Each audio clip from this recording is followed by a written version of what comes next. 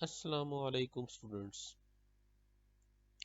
आज हम theory of automata के वीक 2 में लेक्चर 3 और 4 के साथ हैं। हमारे इस वीक के लर्निंग ऑब्जेक्टिव जो हैं वो हैं recursive definition of a language. Recursive definition क्या होती है और ऑपरेशंस हम कैसे परफॉर्म करते हैं लैंग्वेजेस पे। इससे पहले वीक 1 में लेक्चर 1 और 2 में जो था वो हमने देखा था कि आपके पास इंट्रोडक्शन क्या है थ्योरी ऑफ ऑटोमेटा का, हम क्यों यूज करते हैं, क्यों पढ़ते हैं इसको, और इसके ऊपर कुछ बेसिक हमने टर्मिनोलॉजीज जो कि आगे हमारी यूज होनी थी। वर्ड क्या होता है, स्ट्रिंग क्या होती है, लैंग्वेज क्या होती है, अल्फ़ाबेट्स क्या होते हैं, इस तरह की डिफरेंट छोटी मोटी टर्मिनोलॉजीज देखी थी जो कि हमारे throughout the automata utilize होनी थी।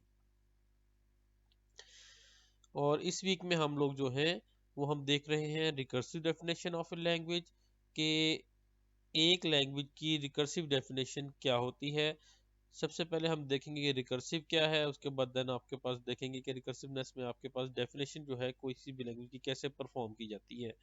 और देन हम जो है डिफरेंट किस्म की लैंग्वेजेस पे आपके पास जो ऑपरेशंस हैं डिफरेंट किस्म के क्या क्या परफॉर्म हो सकते हैं हम उनके ऊपर बात करेंगे। चलें बढ़ते हैं हम अपने लेक्चर की जानिब।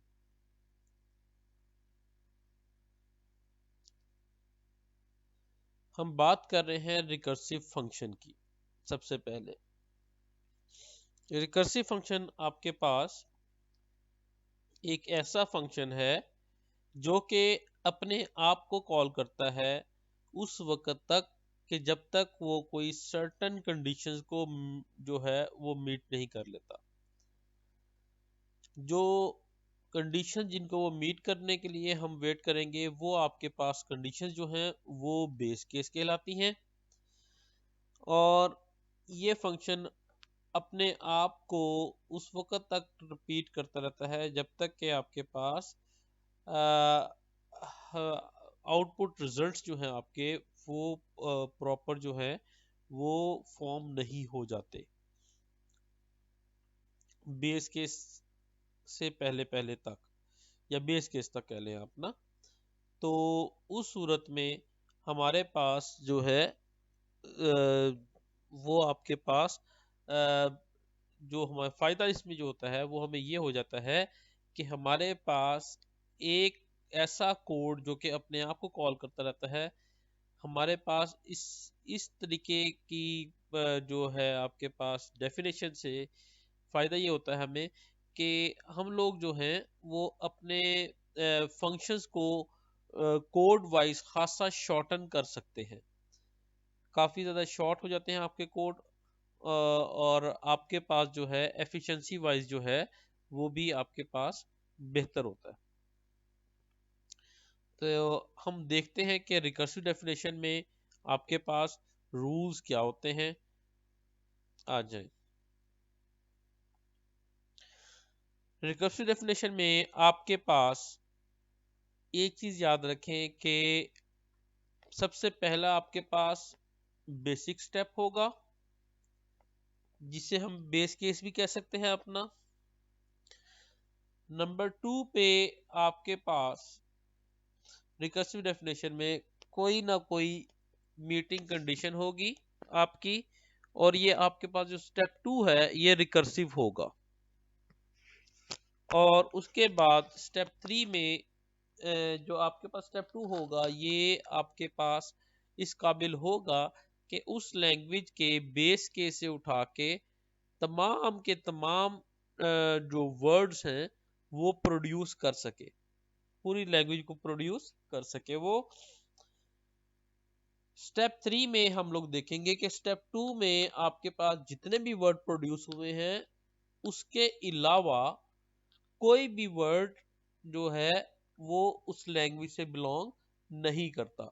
ये इस चीज श्योरिटी होगी कि आपके पास स्टेप 2 जो है ये लैंग्वेज की डेफिनेशन को प्रोड्यूस करने के लिए एनफ था। इसकी एग्जांपल देखते हैं हम। आपके पास लैंग्वेज ऑफ इंटीजर है। स्टेप 1 में कहा कि 1 इज इन इंटीजर, कि 1 जो है आपके पास वो इंटीजर है। आपके पास बेस केस बन गया आपके पास, जहां से हम चीज स्टार्ट कर सकते हैं। स्टेप 2 में हमने कहा कि अगर कोई x भी इंटीजर होगा देन x प्लस 1 और x माइनस 1 भी इंटीजर होंगे। x plus 1 and x minus 1 भी इंटीजर होंगे। आए हम इसको व्हाइट बोर्ड पे समझते हैं, हमें वहां पे ज्यादा बेहतर तरीके से ये चीज समझ आ जाएगी। लेट्स सपोज कि मेरे पास इंटीजर जो है वो 1 है और मैं इस 1 से, ये हमारा क्या था, बेस केस,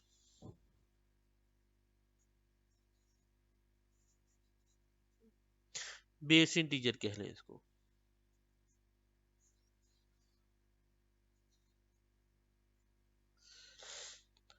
अब हम इस 1 से आपके पास जो है दूसरे इंटीजर्स को प्रोड्यूस करना चाहते हैं। हमारे पास डेफिनेशन थी कि अगर x इंटीजर होगा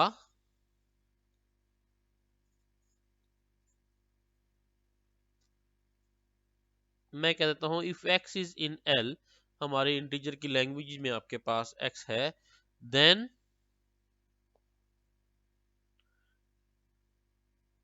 x प्लस 1 एंड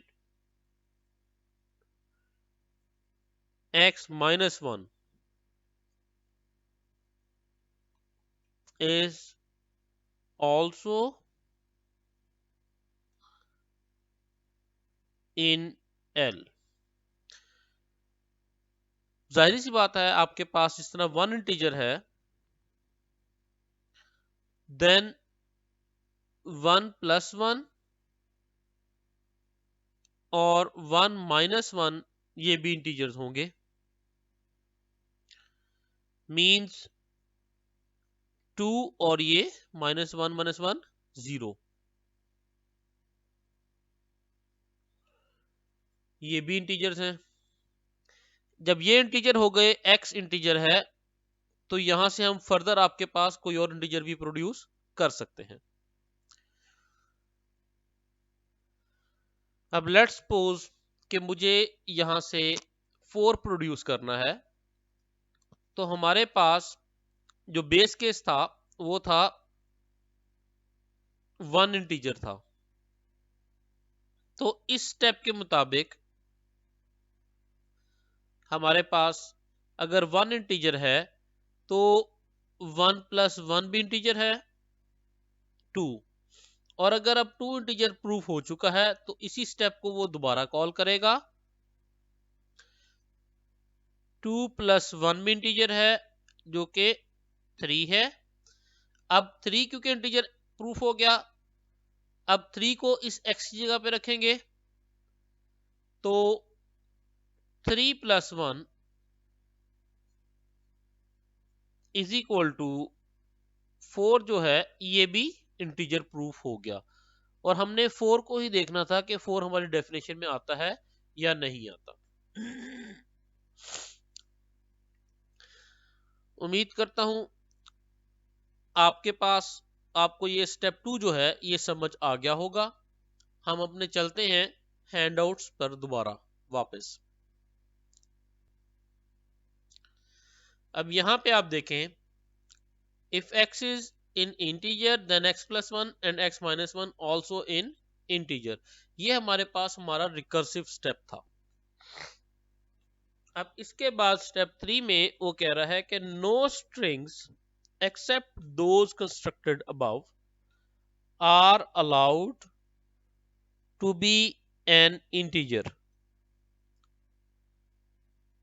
हमारे पास जो इंटीजर की डेफिनेशन बन रही है वो बन रही है माइनस इन्फिनिटी से 0 1 2 and up two plus infinity तक। माइनस इन्फिनिटी से प्लस इन्फिनिटी तक का जो सेट है उसमें जो आपके पास जो होल नंबर्स हैं सारे के सारे वो आपके पास आ रहे हैं, ये इंटीजर्स बन रहे हैं। तो लेकिन इसमें हमारे पास कोई भी पॉइंटिंग नंबर नहीं है। अब आपके पास हमें देखना यह है क्या ये तमाम के तमाम इंटीजर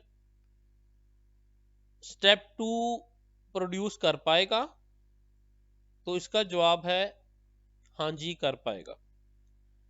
तो अब जब ये पूरी की पूरी इस लैंग्वेज को प्रोड्यूस कर सक रहा है स्टेप 2, तो स्टेप 3 में हमने इस चीज की श्योरिटी दे दी कि हाँ जी स्टेप 2 में हमने जो कुछ प्रोड्यूस किया उसके अलावा जो कुछ भी है वो इंटीजर नहीं हो सकता।